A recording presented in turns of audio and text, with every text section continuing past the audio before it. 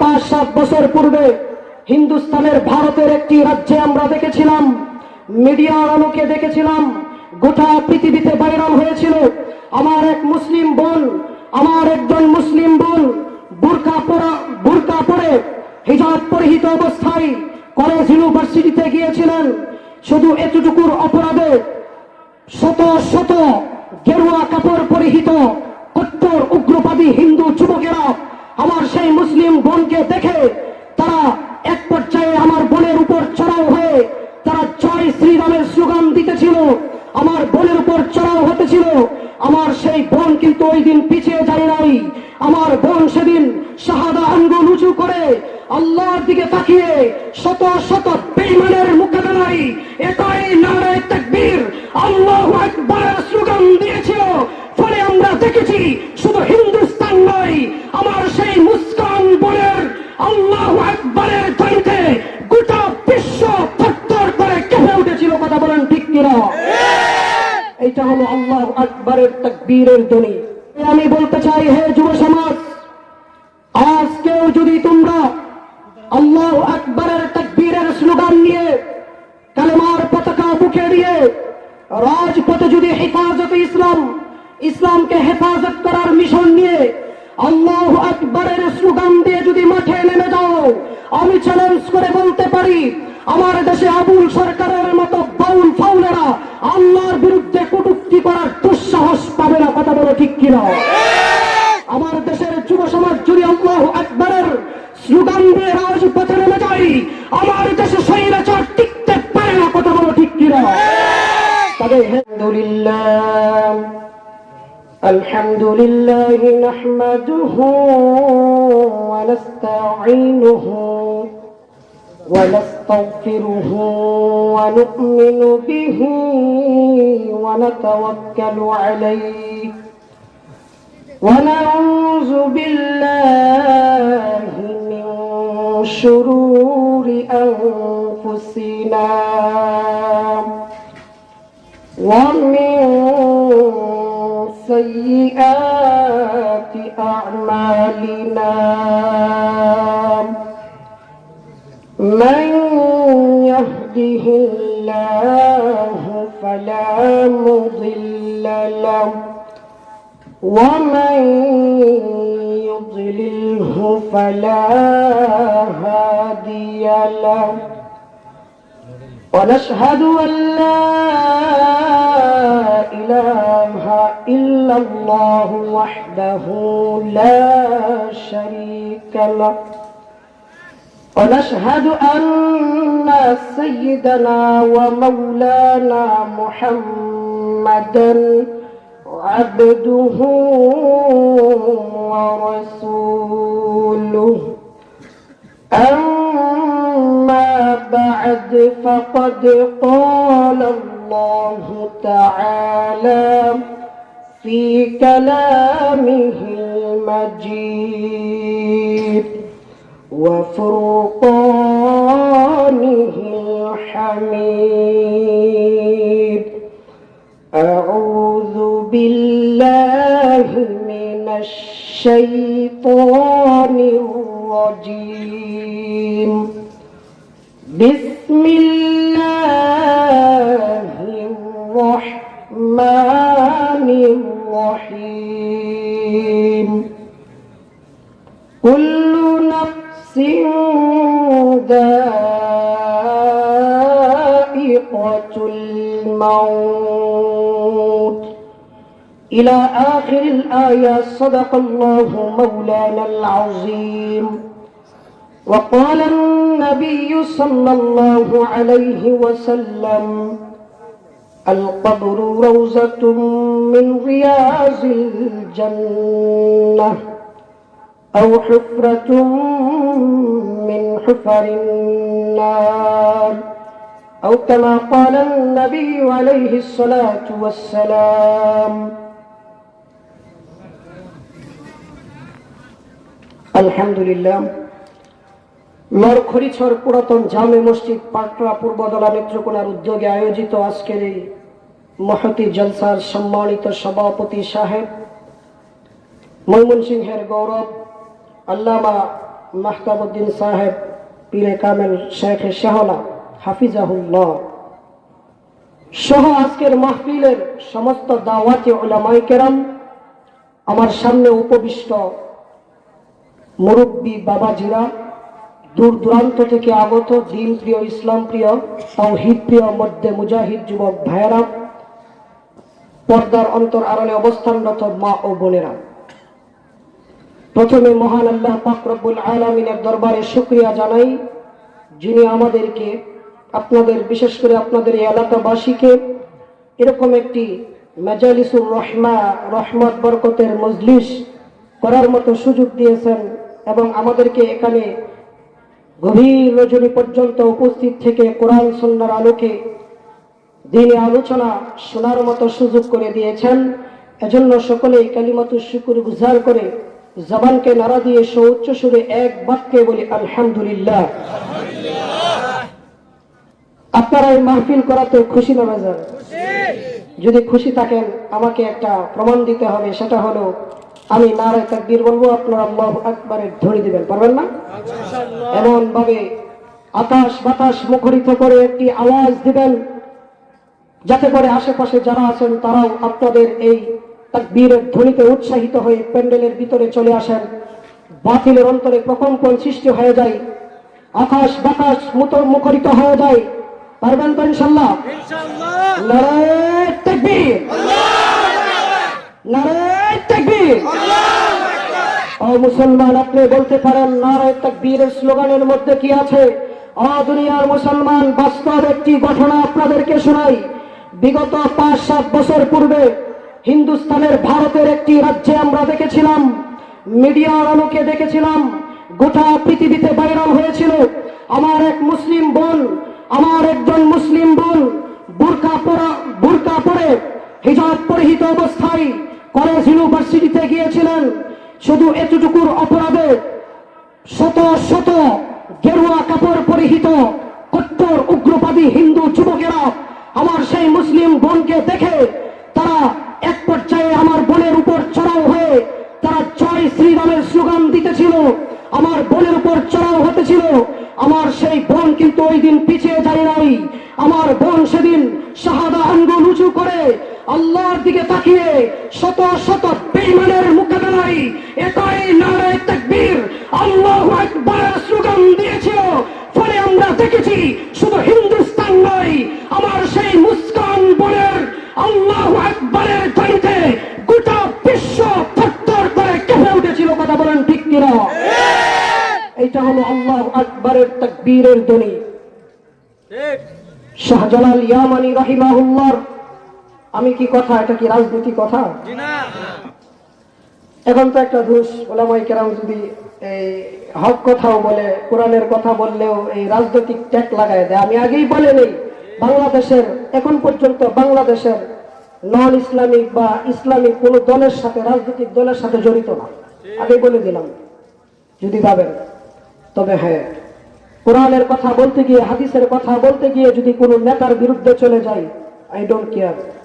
অতীতেও পরোয়া করি নাই, ভবিষ্যতেও করব ইনশাআল্লাহ।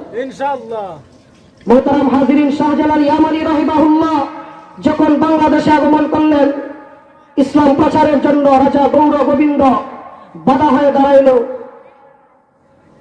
আমরা দেখেছি, ইতিহাস সাক্ষী, শাহজালাল ইয়ামানির তাকবীরের দলির সামনে রাজা গৌর গোবিন্দের তখতে তাউজ নিস্তানাবুদ হয়ে গিয়েছিল। কথা বলেন ঠিক কিনা? কাজেই আমি বলতে চাই, হে যুব সমাজ, আজকেও যদি তোমরা আল্লাহু আকবারের তাকবীরের স্লোগান নিয়ে, কালেমার পতাকা বুকে নিয়ে রাজপথে যদি হেফাজতে ইসলাম, ইসলামকে হেফাজত করার মিশন নিয়ে আল্লাহু আকবারের স্লোগান দিয়ে যদি মাঠে নেমে যাও, আমি চ্যালেঞ্জ করে বলতে পারি, আমার দেশে আবুল সরকারের মতো বাউল ফাউলেরা আল্লাহর বিরুদ্ধে কটূক্তি করার দুঃসাহস পাবে না। কথা বলো ঠিক কিনা? আমার দেশের যুব সমাজ যদি আল্লাহু আকবারের স্লোগান দিয়ে রাজপথে নেমে যায়, আমার দেশে স্বৈরাচার টিকতে পারে না। কথা বলো ঠিক কিনা? তবে হে যুব সমাজ, এখনো যারা বাজারে প্যান্ডেলে বাইরে আছো, মেহেরবানি করে চলে আসো।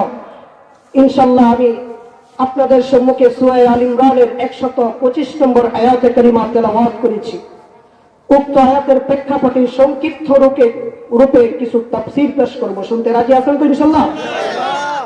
আমার আলোচনা গভীর মনোযোগ দিতে হবে। আমি আসলে ছোট মানুষ, সব দিক থেকে ছোট মানুষ, তবে যেহেতু বসছি দুই চারটা কথা শুনেন, ফায়দা হবে। মনোযোগ সহকারে শুনতে হবে। আমরা এক সময় এই পৃথিবীতে ছিলাম না, এখন আছি, আবার এক সময় এই পৃথিবীতে থাকবো না। এই কথায় দ্বিমত আছে কারণ? এক সময় ছিলাম না, এখন আছি, থাকবো না।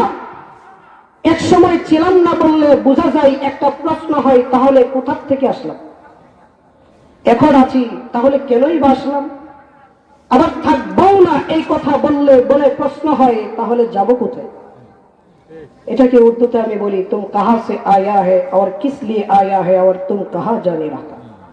তুমি কোথা থেকে আসলা, কেন আসলা, তুমি কোথায় যাইবা? তিনটা প্রশ্ন। এই তিনটা প্রশ্নের উত্তর শুনে যাবেন তো ইনশাআল্লাহ?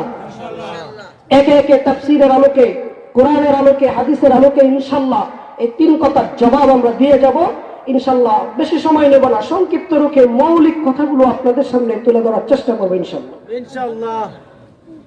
আপনাদের এলাকায় যদি কোনো একজন অপরিচিত মানুষ আসে, আপনারা জিজ্ঞাসা করেন, ভাই তুমি কোথা থেকে আসলা? লোকটা বলে, আমি তো জানি না। এরপরের প্রশ্ন, তাহলে কেন আসলা? বলে, তাও বলতে পারি না। 3 নম্বর প্রশ্ন করলেন, তাহলে এখন কোথায় যাইবা? বলে, তাও বলতে পারি না। এই 3 কথার উত্তর যদি না দিতে পারে লোকটি, তাহলে নিঃসন্দেহে সবাই বলবেন, লোকটা মনে হয় পাগল। লোকটা মনে হয় পাগল। সে তার আসল বাড়িতে যেতে পারবে না, সে তো ঠিকানাই বুঝে না। পাগলটা কি বাড়ি ছেড়ে আসলে বাড়িতে যেতে পারে? ঠিক তেমনি ভাবে এই 3 কথার উত্তর যদি আপনি আমি দুনিয়াতে ঠিক না করে যেতে পারি, দুনিয়ার জিন্দেগি শেষ হয়ে যাবে, আপনার আমার জিন্দেগির হায়াত শেষ হয়ে যাবে, আপনার আমার গন্তব্য জান্নাতে পৌঁছা হবে না। জান্নাতে পৌঁছার আগেই লাইনচ্যুত হয়ে যাবে, জাহান্নামের দিকে চলে যাবে। আপনারা এখানে আছেন, এখান থেকে উঠে কোথায় যাবেন ওইটা আগে ঠিক করা হয়, ঠিক না? আমাদের গন্তব্য কি হবে, আমরা কোথায় যাব, এটা আগে ঠিক করি, তারপরে রওনা হই, সামনের দিকে আগাই, ঠিক না? আমার আলোচনা বুঝেন? আগেই বলতেছি, গভীর মনোযোগ দিবেন, নইলে বুঝবেন না। আপনি এখান থেকে উঠে নিয়ত করবেন, আমি বাড়িতে যাব, অথবা আমি গতলা বাজারে যাব। গন্তব্য ঠিক করছেন বসে বসে। এরপরে এখান থেকে উঠে সামনের দিকে যত কদম দিবেন, অগ্রসর হবেন, আপনি আপনার গন্তব্যের দিকেই পৌঁছাবেন। গন্তব্য ঠিক না করে আপনি পথ চলবেন, সারাদিন ঘুরে ফিরে করে আপনার গন্তব্যে পৌঁছতে পারবেন না। ঠিক তেমনি ভাবে আপনার আমার গন্তব্য, এক সময় ছিলাম না, এখন আছি, ভবিষ্যতে থাকবো না, তাহলে কোথায় যাব? এই কথা ঠিক না করে যদি আপনি আমি দুনিয়াতে পথ চলা শুরু করি, হায়াতের জিন্দেগি যদি পাড়ি দিতে থাকি, ববের জিন্দেগি শেষ হয়ে যাবে, আপনার আমার গন্তব্যে কখনো পৌঁছা যাবে। এই কথা যদি বুঝে থাকেন, প্রশ্ন তাহলে, হুজুর তাহলে আমরা কোথা থেকে আসলাম? 1 নম্বর প্রশ্ন, এই পৃথিবীতে ছিলাম না, তাহলে কোথা থেকে আসলাম?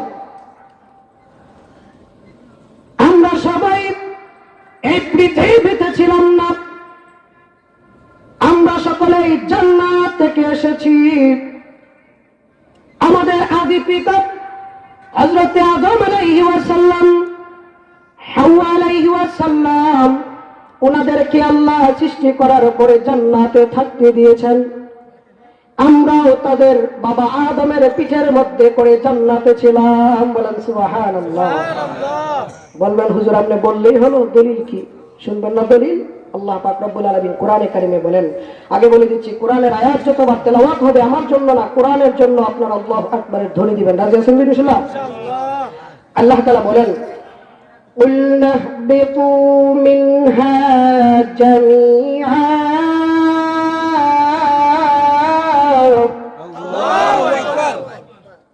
আল্লাহ বলেন, তোমরা জান্নাত থেকে নেমে যাও সকলে।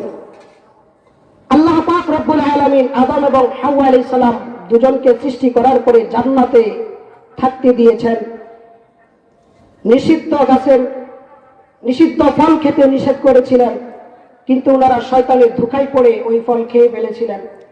অতঃপর আল্লাহ পাক রব্বুল আলামিন তাদেরকে আদেশ করলেন, কুল্লাহ বিতু মিনহা জামিআ, তোমরা সকলে এখান থেকে নেমে যাও। নামার কথা আমরা তখনই বলি যখন উপর থেকে নিচের দিকে নামে, ঠিক না? এই আয়াতের দ্বারা বোঝা যায় জান্নাত উপরে। জান্নাত কোথায়? জান্নাত থেকে নাই আমরা দুনিয়াতে এসেছি, ঠিক না? ঠিক না? এবার ভালো করে বুঝেন, প্রত্যেকটা ভাষার মধ্যে এক বচন আছে, বহু বচন আছে। বাংলাতে এক বচন আমি বা তুমি, বহু বচন যদি অনেকগুলো মানুষকে বোঝায় তাহলে বলে তোমরা বা আমরা। উর্দুতেও এক বচন বহু বচন, তুম মানে তুমি, তুমহারা মানে তোমরা, বহু বচন। আরবিতে এক বচন দ্বিবচন বহু বচন আছে। যারা উলামায়ে কেরাম ছাত্র তারা বুঝবেন, যেটাকে আরবিতে বলা হয় ওয়াহেদ, তাসনিয়া, জামা। ওয়াহেদ মানে এক বচন, তাসনিয়া মানে দ্বিবচন, যেটা দুইটা জিনিসকে বোঝায়। জামাত মানে হলো বহু বচন, যা তিন বা ততোধিক বস্তু বা জিনিসকে বোঝায়। আরবি গ্রামার অনুপাতে ওয়াও আলিফ শব্দের শেষে যদি যুগ হয় তাহলে এটাকে বলা হয় জমা, যা বাংলাতে তিন বা ততোধিক বস্তু বা ব্যক্তির ক্ষেত্রে বোঝায়। এবার প্রশ্ন হলো, জান্নাতে লোক কয়জন? আদম এবং হাওয়া আলাইহিস সালাম। আল্লাহ তাআলা বলেন কুলনাহ বিতু, ওয়াও আলিফ ব্যবহার করছেন, জমা ব্যবহার করছেন, বহু বচন, যা মূলত তিন বা তিনের অধিক ক্ষেত্রে বোঝায়। দুইজন হলে দ্বিবচন, আলিফ বৃদ্ধি করে ইহবিতা বলা হতো। মানুষ দুইজন, আল্লাহ বহু বচন ব্যবহার করলেন, যা তিন বা ততোধিক মানুষকে বোঝায়। কারণ কি? প্রশ্ন হয় না? নাউজুবিল্লাহ, আল্লাহ কি ভুল বলতে পারেন? মুফাসসিরিনে কেরাম বলেন, দুনিয়ার মানুষ বাহ্যিকভাবে যদিও দেখা যায় জান্নাতের মধ্যে মানুষ হলো দুইজন, এক হলো আদম আলাইহি ওয়াসাল্লাম, আরেকজন মা হাওয়া আলাইহি ওয়াসাল্লাম। কিন্তু বাবা আদমের পিঠের মধ্যে করে কিয়ামত পর্যন্ত যত আনেওয়ালা সন্তান আছে, সমস্ত সন্তান বাবার পিঠের মধ্যে ছিল। আল্লাহ পাক রব্বুল আলামিন জানেন।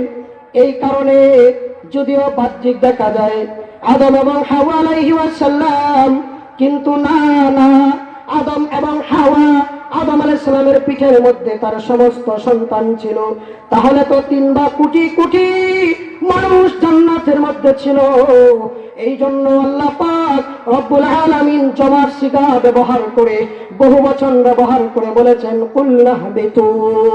বলেন সুবহানাল্লাহ। তাহলে আমরা কোথায় ছিলাম? প্রমাণ পাইছেন? এক নাম্বার প্রশ্ন, তুম কাহা সে আয়া হে, মনে রাখবেন আপনি আমি কোথা থেকে আসলাম। 2 নাম্বার প্রশ্ন হলো,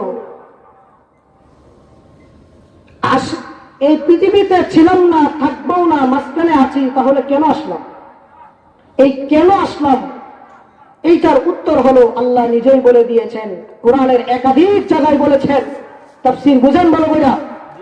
সূরা মুলকের মধ্যে আল্লাহ বলেন, الذي خلق الموت والحياة ليبلوكم أيكم أحسن عملا وهو العزيز الغفور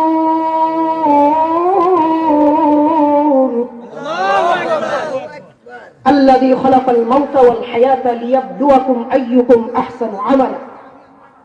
আমি আল্লাহ তোমাদেরকে জীবন এবং মৃত্যু দিয়েছি, লিয়াবলুয়াকুম আইয়ুকুম আহসানু আমালা, তোমাদের কার আমল কেমন সুন্দর হয় এটা পরীক্ষা করার জন্য।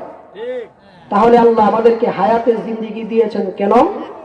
আপনার আমার দুনিয়াতে আমল কেমন সুন্দর হয়, কে কেমন আমল করে এটা দেখার জন্য। এটা হলো 1 নম্বর জবাব। আল্লাহ অন্যত্রে আরেক জায়গায় বলেন, ওয়ামা খালাকতুল জিন্না ওয়াল ইনসা ইল্লা লিয়াবুদুন।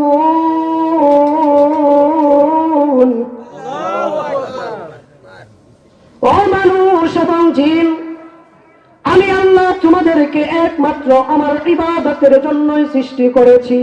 বলেন সুবহানাল্লাহ। ইল্লা লিয়াবুদুন, জিন এবং ইনসানকে আল্লাহ তাআলা সৃষ্টি করেছেন একমাত্র আল্লাহর গোলামি করার জন্য। কার গোলামি করার জন্য?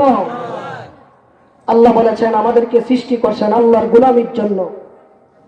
তাহলে কি দুনিয়ার কারো গোলামি করা যাবে? দুনিয়ার কারো গোলামি চলবে? ও দুনিয়ার মুসলমান, আমরা কার গোলামি করব? আল্লাহর গোলামি করব। যতদিন বেঁচে থাকবো এই পৃথিবীতে আল্লাহর আসমানের নিচে জমিনের উপরে আল্লাহর গোলামি আমরা করব। আল্লাহর গোলামি করার কথাই আমরা বলবো, আল্লাহর গোলামির কথা বলে যাব। আল্লাহর গোলামির কথা বলতে গিয়ে যদি আমাদের উপর হামলা মামলা দিয়ে রিমান্ডে দেওয়া হয়, যেতে রাজি আছি। আল্লাহর গোলামির কথা বলতে গিয়ে আল্লাহর জমিনে যদি আমাদেরকে ফাঁসির মঞ্চে ঝুলানো হয়, ফাঁসির মঞ্চে ঝুলতে রাজি আছি।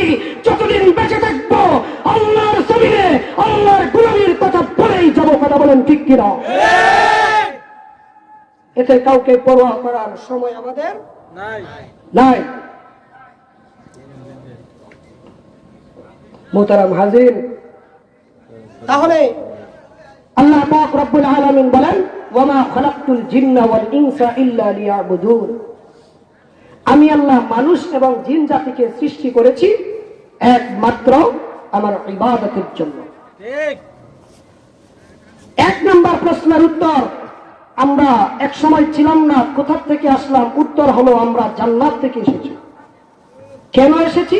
একমাত্র আল্লাহর গোলামি করার জন্য। 3 নম্বর প্রশ্ন, এটা বলে আমি শেষ করে দেবো, সংক্ষিপ্ত, রাত অনেক হয়েছে।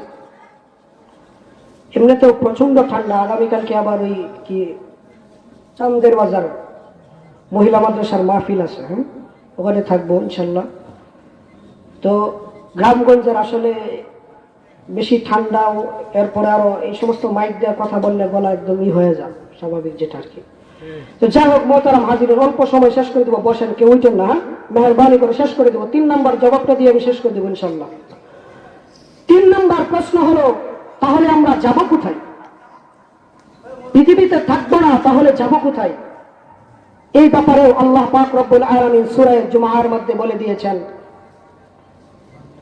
قل إن الموت الذي تفرون منه فإنه ملاقيكم ثم تردون إلى عالم الغيب إلى آخر الآية।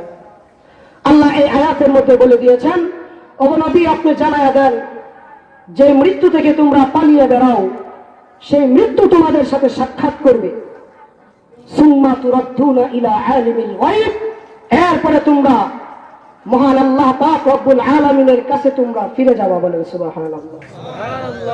তাহলে এই পৃথিবীতে আমরা থাকবো না, তাহলে কোথায় যাব? আল্লাহর কাছে আবার ফিরে যেতে হবে, আল্লাহর কাছে সাক্ষাৎ করতে হবে। আল্লাহর বিচারের আদালতে যদি আমি উত্তীর্ণ হতে পারি, আবার আপনার আমার সেই আসল গন্তব্য যেখান থেকে এসেছি সেই জান্নাত আপনার আমার ঠিকানা হবে। বলেন সুবহানাল্লাহ।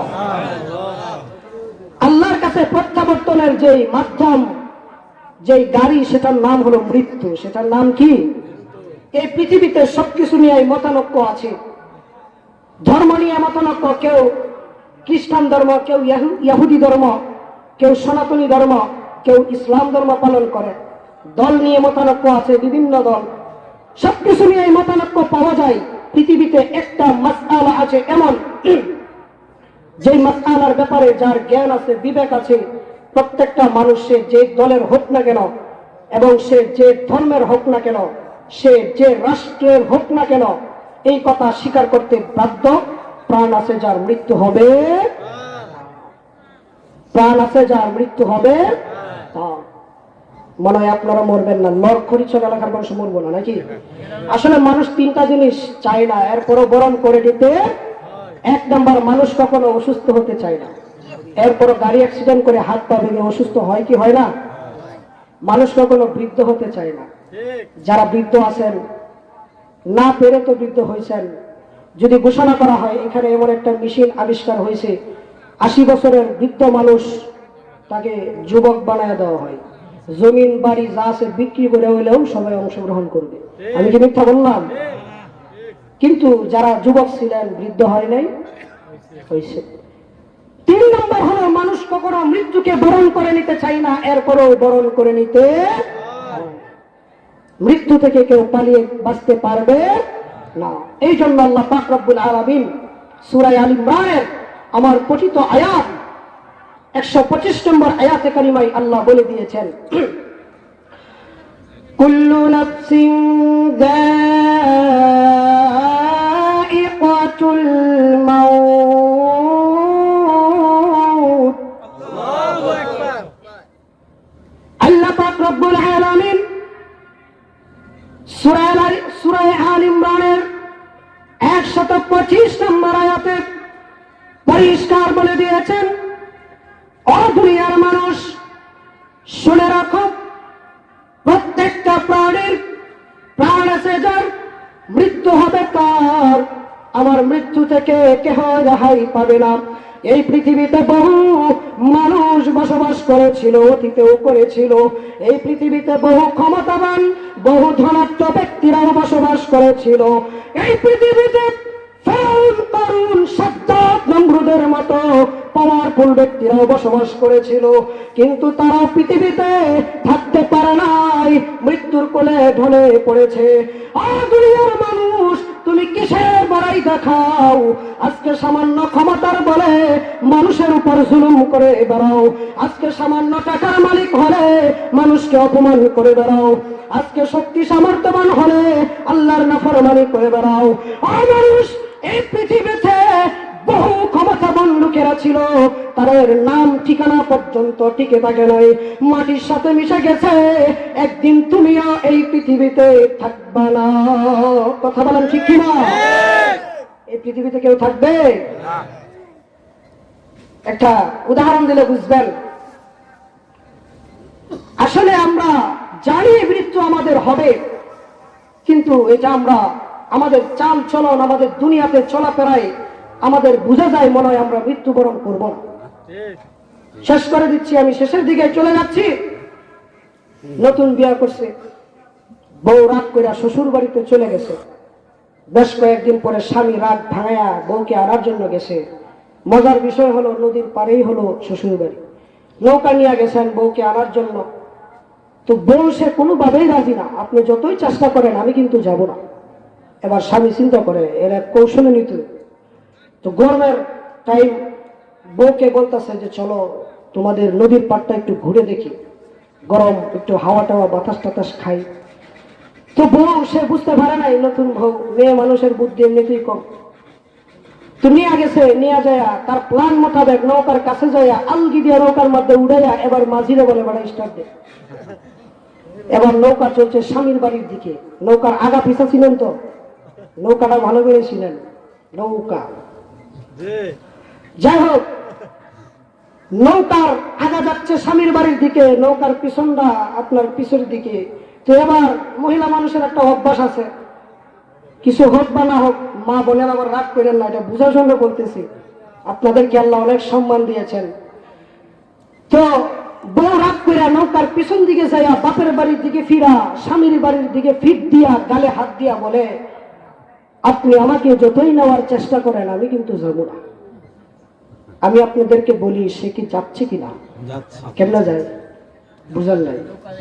আরে নৌকা যাইতেছে, সে ভাবে সাথে বুঝায় যে আমি যাবো না, নৌকা কিন্তু যাইতেছে। এক সময় দেখা গেছে স্বামীর বাড়ির ঘাটে যায় নৌকা লেগে যাবে। ও দুনিয়ার মুসলমান, আপনার আমার অবস্থা হলো এরকম।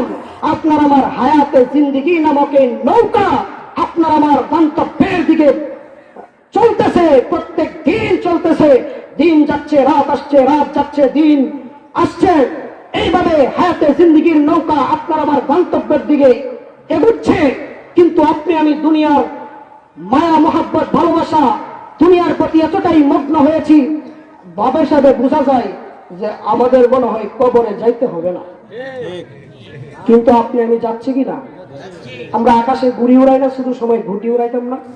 উড়ানোর সময় নাড়াইলে হাতে দিয়া সুতা ছাড়তাম। তো সে দেখবেন লেজ লড়াই যাবে, লেজ লড়াই, ঠিক না? তখন আরো সুতা ছাড়ে। হ্যাঁ মনে হয় আমি উপর আইছি, তুমি আর যাবো না তোমার কাছে। কিন্তু মালিক বলে যে না রে, এটার মেন নাড়াইটা আমার হাতে। এখন তোমার উড়বার দিছি, উড়ো, আমার যখন সময় হয়ে যাবে, সন্ধ্যা হবে, এর আগে দিয়ে আমি সুতা ফেঁচে তোমার হাতের কাছে নিয়ে আসবো। ও দুনিয়ার মুসলমান, আল্লাহ পাক রব্বুল আলামিন আপনি আমাদেরকেও এভাবে হায়াতের রশি দিয়া দুনিয়াতে ছেড়ে দিচ্ছেন। আপনি আমি ৬০-৭০ বছর জিন্দিগি পায়া খুব বাহাদুরি দেখাই, মনে হয় দুনিয়া ছেড়ে আপনার আমার যেতে হবে না। যদি যাওয়ার ভয় থাকতো তাহলে কোনো ধনাঢ্য ব্যক্তি কোনো গরিব মানুষের অবহেলা করতো না। যদি যাওয়ার ভয় থাকতো তাহলে ক্ষমতার চেয়ারে বসে জনগণের উপর, মানুষের উপর, দুর্বলের উপর জুলুম করতো না। যদি যাওয়ার ভয় দিলের মধ্যে থাকতো, ক্ষমতার চেয়ারে বসে উলামায়ে কেরামের উপর নির্যাতন চালাইতো না। কথা বলেন ঠিক কিনা? কিন্তু এক সময় দেখবেন আপনার আবার হায়াতের রশি শেষ হয়ে যাবে, ওই দিন আফসোস হবে, আফসোসের কারণ হবে। এই জন্য আল্লাহ তাআলা সতর্ক করে আগেই বলে দিয়েছেন, কুল্লু নাফসিন যায়িকাতুল মাউত। আল্লাহু আকবার। ও মানুষ, প্রত্যেক প্রাণীর মৃত্যুর স্বাদ আস্বাদন করতে হবে।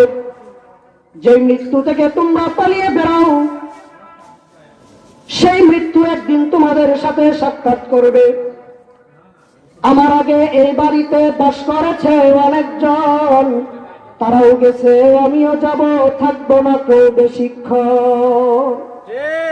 আপনার আমার এই বাড়িতে জমিনে আপনার আমার মুরব্বিয়ানে কেরাম ছিলেন, তারাও চলে গেছে। যাই হোক মোহতারাম হাজিরিন, আমি শেষের দিকে চলে যাচ্ছি। তাহলে আল্লাহ তাআলা বলেন, কুল্লু নাফসিন যায়িকাতুল মাউত, প্রত্যেক প্রাণীর মৃত্যুর স্বাদ আস্বাদন করতেই হবে। মৃত্যুর যন্ত্রণা সকলের হবে, এতে কোনো সন্দেহ নাই। প্রশ্ন হয়, হুজুর তাহলে নেক আমল করলে তাহলে ফায়দা কি যদি মৃত্যুর যন্ত্রণায় আমাদের হয়? আল্লাহ তাআলা সূরা নাজিআর মধ্যে বলেছেন, ওয়ান নাজিআতি গরকা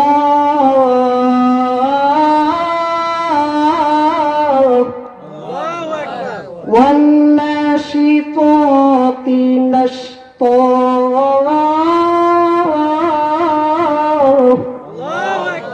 আল্লাহ বলেন ওয়ান্নাজিআতি গরকা, মৃত্যুর যন্ত্রণা হবে, তবে বেঈমান এবং কাফের আর ঈমানদারের মৃত্যুর মধ্যে কিছুটা পার্থক্য আছে। আল্লাহ সূরাতুন নাজিআর প্রথম আয়াত